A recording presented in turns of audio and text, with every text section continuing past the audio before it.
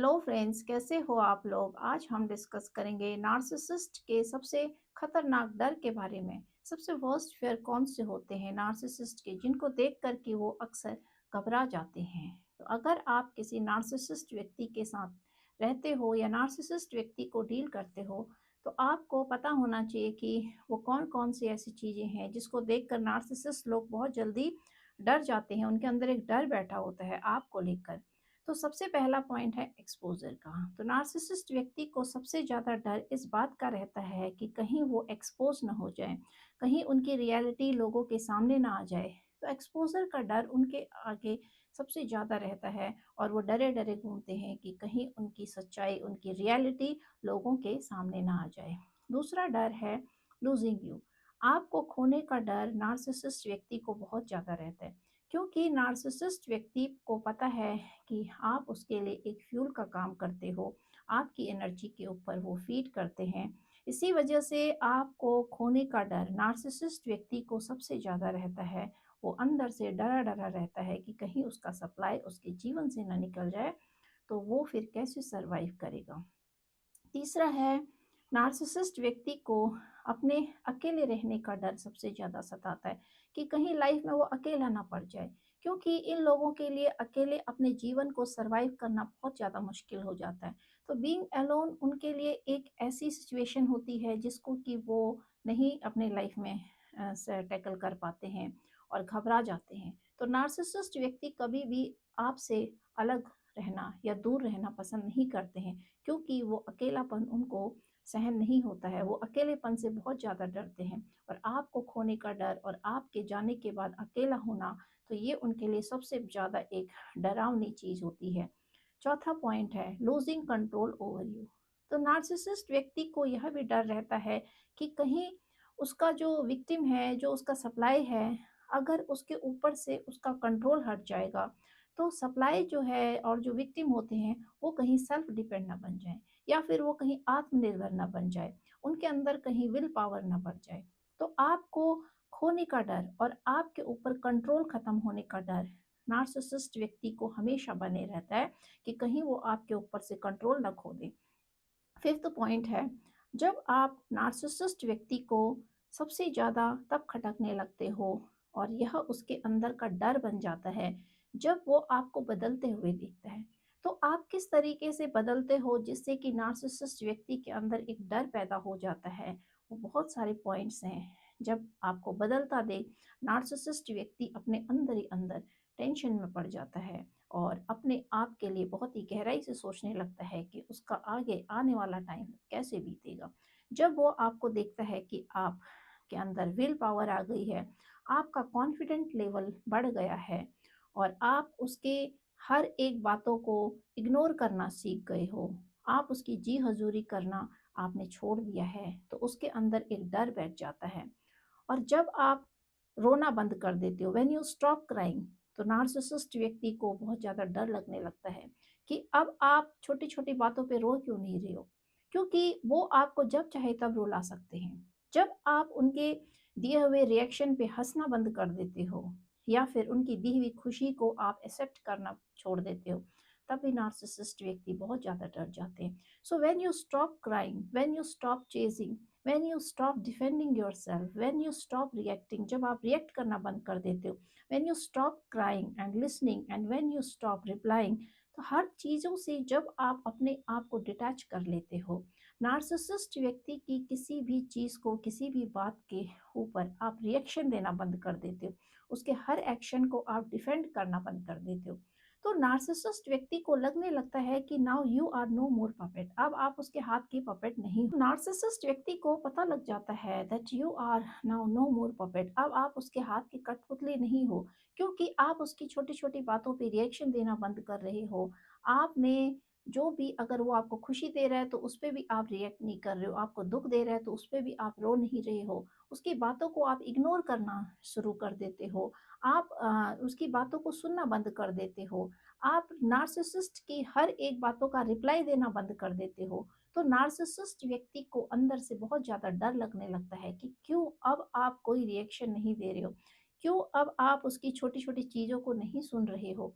क्यों आप उसके दिए हुए दुःख पर आप दुखी नहीं हो रहे हो? और क्यों जब वो आपको हँसाना चाहे तो आप तब खुश क्यों नहीं हो रहे हो? तो इस तरीके से जब वो आपके ऊपर से अपना कंट्रोल खोने लगता है, ये सारी चीज़ें आपको कंट्रोल करने के लिए एक नार्सिसिस्ट व्यक्ति ने बहुत ही ट्रैप जाल बिछाया होता है, जिसमें कि आप इस तरीके से उलझ जाते हो कि नार्सिसिस्ट के अकॉर्डिंग ही आप हँसते हो, बोलते हो, रिएक्ट करते हो और आप उसके हाथ की कठपुतली बन जाते हो।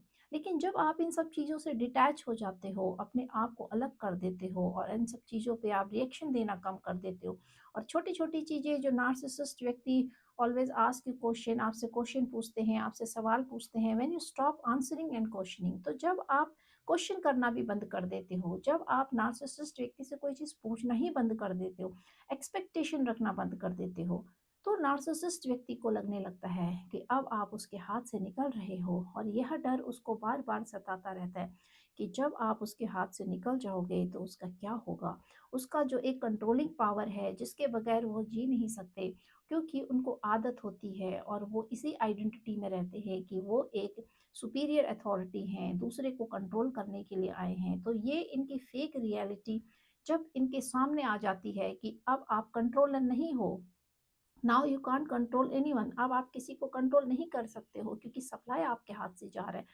तो उनके अंदर एक डर बैठ जाता है कि उनका कंट्रोलिंग पावर का क्या होगा, अब वो किसको कंट्रोल करेंगे? क्योंकि जो सप्लाई है, जो विक्टिम है, जब वो धीरे-धीरे कटने लगते हैं और अपने आप को नार्सिसिस्ट के आगे सर्व करना बंद कर देते हैं, नो कहना बंद कर देते हैं और अपने लिए स्ट्रिक्ट बाउंड्री बना लेते हैं, तो नार्सिसिस्ट व्यक्ति को अंदर ही अंदर बहुत डर सताने लगता है। तो इसी तरह से जो नार्सिसिस्ट व्यक्ति का सबसे खतरनाक डर होता है वो आपको खोने का होता है। आपके हर एक रिएक्शन पर नार्सिसिस्ट व्यक्ति फीड करता है।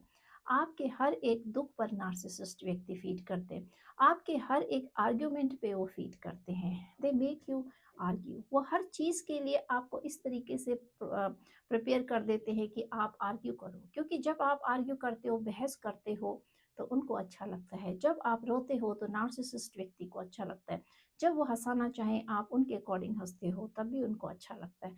लेकिन जब आप इन सारी चीज़ों से डिटैच कर लेते हो, अपने आप को अलग कर लेते हो और you don't react according to the narcissist, you don't act according to the narcissist, तो आप देखोगे कि आपका कंट्रोल आपका अपना हो गया है। अब आप अपने तरीके से अपनी लाइफ को हैंडल कर रहे हो, तो यहाँ पर नार्सिसिस्ट व्यक्ति को बहुत ज़्यादा डर लगने लगता है, because narcissist people always push you to argue, push you to discussion, push you to feel. आपको फीलिंग करवाया जाता है ज़बरदस्ती। आप अगर हंसना नहीं चाहोगे तो वहाँ पर आपको हंसाया जाएगा और आपको हंसना पड़ेगा। जब आपका हंसने का मूड होगा तो वहाँ पर आपको रुलाया जाएगा और आप रोने लगते हो। और जहाँ पर आपका कभी शांत रहने को मन करेगा तो वहाँ पर आपको इस तरीके से प्रोवोक किया जाएगा कि आप बहस करने लग जाओ और फिर आप चर्चा का विषय बन जाते हो। और उसी जो आपकी गुस्सा होता है, जो आपको पहले गुस्सा दिलाया जाता है, फिर जब आप भड़क जाते हो, आप एग्रेसिव हो जाते हो, तो आपका वो रूप फिर चर्चा का विषय बन जाता है और उसी को फिर आपको बार-बार ब्लेम कर करके टॉर्चर किया जाता है। तो इस तरीके से नार्सिसिस्ट व्यक्ति आपको पहले धक्का देते हैं, पुश करते हैं, आपको पहले प्रेशराइज़ किया जाता है टू एक्ट।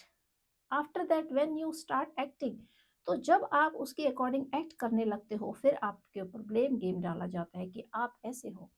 तो आपको ना तो वो ठीक से जीने देते हैं, ना मरने देते हैं, ना हँसने देते हैं, ना रोने देते हैं, ना आपको डिस्कशन करने देते हैं, ना आपको आर्ग्यू करने देते हैं और अगर आप शांत रहना चाहो तो आपको शांत भी नहीं रहने दिया जाता है। तो इस तरह से नार्सिसिस्ट व्यक्ति के किरदार को समझना बहुत ज़रूरी है, इस पर्सनैलिटी को समझना ज़रूरी है कि कैसे एक व्यक्ति दूसरे व्यक्ति के जीवन को अस्त-व्यस्त कर देता है, टोटली डिस्ट्रॉय कर देते हैं। क्योंकि जब तक आप इस पर्सनैलिटी को नहीं समझ पाओगे, तो आप अपने अंदर गलतियाँ ढूँढना शुरू कर दोगे, क्योंकि आपको इस तरीके से मॉडिफ़ाई कर दिया जाता है। आपको इस तरीके से मोल्ड कर दिया जाता है, से क्योंकि आपकी पर्सनैलिटी को इस तरीके से मोल्ड कर दिया जाता है, मॉडिफ़ाई कर दिया जाता है कि जहाँ पर आप फिर एक समय बाद अपने अंदर ही कमियाँ ढूँढने लगते हो कि आपको कैसे रिएक्ट करना चाहिए। मतलब आप समझ नहीं पाते हो कि आप कैसे रिएक्ट करो कि जिससे कि आप सही बन सको, क्योंकि आपको बार-बार गलत बना-बना के आपके अंदर गलतियाँ निकाल-निकाल के, आपके अंदर ब्लेम गेम डाल-डाल के, आपको इस तरीके का क्वेश्चनिंग डाल दिया जाता है आपके अंदर, that after some time you start questioning yourself, you start questioning your reality, identity.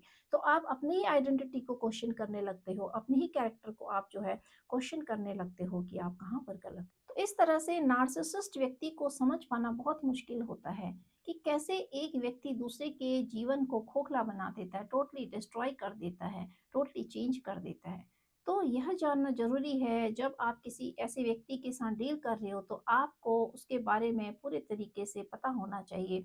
जब आप जान जाओ कि कोई व्यक्ति आपको देख के इनसिक्योर हो रहा है, आपकी वजह से ही उसकी सिक्योरिटी है, आपकी वजह से ही उसको फ़ीड हो रहा है, आप ही उसकी उसकी खुशी की वजह हो, उसकी कंट्रोलिंग पावर अथॉरिटी की वजह हो, तो आपको यह जान जाना चाहिए कि आपको ये अधिकार किसी को नहीं देना है, किसी को इतनी अथॉरिटी नहीं देनी है कि वो आपको कंट्रोल करे और आप ही के ऊपर फिर राज करे और आप ही के ऊपर कंट्रोल करके आपको पपेट बना दे। तो आपको यहाँ पर स्टेप लेने की ज़रूरत है, एक्शन लेने की ज़रूरत है। Whenever you identify this type of personality, तो आपके लिए आपको अपने लिए एक्शन लेना बहुत ज़रूरी हो जाता है, क्योंकि ये नार्सिसिस्ट का जो डर है ये धीरे-धीरे आपको खोखला कर देता है और यही डर जो है आपके अंदर बैठ जाता है। And after some time you will feel that कि वो सारी चीज़ें आपके अंदर जमा हो गई हैं, आपके सबकॉन्शियस माइंड में बैठ गई हैं, आपका नेचर बदल गया है। आप जो पर्सनैलिटी होते हो वो नहीं रहते हो, वो पता नहीं कहाँ दब जाते हैं। वो सारी चीज़ें जो आपकी रियलिटी होती है, and you also become a fake reality, जो असल में वो व्यक्ति होता ही नहीं है जो आप रियल में होते हो, लेकिन आपको वो बना दिया जाता है। और इस तरीके का बना दिया जाता है कि जो सारी कमियाँ नार्सिसिस्ट के अंदर होती है, जो फेक रियलिटी होती है, वो आपको बना के समाज के आगे दिखाते हैं कि आप ऐसे हो। फिर आप एक्सेप्ट करने लगते हो कि हाँ, आप ऐसे हो, क्योंकि आप नहीं समझ पाते हो, बट यू आर नॉट, लेकिन आप नहीं होते हो। तो आपको यह जानना ज़रूरी है अपनी रियलिटी के बारे में, अपनी पर्सनैलिटी के बारे में। आपको पता है, your soul know what you are, तो आपके आत्मा को पता होता है कि आप क्या हो। तो आप नार्सिसिस्ट के अकॉर्डिंग अपने लाइफ को फिर डील करने लगते हो। यहीं पर आपकी सबसे बड़ी मिस्टेक हो जाती है। समय रहते ही स्टेप लेना ज़रूरी है। तो समय रहते ही स्टेप लेना ज़रूरी है। नीड टू डिटैच योरसेल्फ, क्योंकि जब आप अपने आप को ऐसे लोगों से डिटैच कर दोगे, तभी आप अपने आप को सेव कर पाओगे। अदरवाइज़ वो दिन दूर नहीं होता है कि जब आप किसी नार्सिसिस्ट के अकॉर्डिंग एक्ट करने लगते हो और कुछ समय बाद अपने आप को कंप्लीटली डिस्ट्रॉय पाते हो। तो ये सारी चीज़ें नार्सिसिस्ट की सबसे बड़ी डर के कारण होते हैं, जिसकी वजह से वो अंदर से डरा-डरा घूमता है और अपने अंदर इस डर को छुपा के आपके आगे एक फेक आइडेंटिटी बनकर घूमते रहते हैं।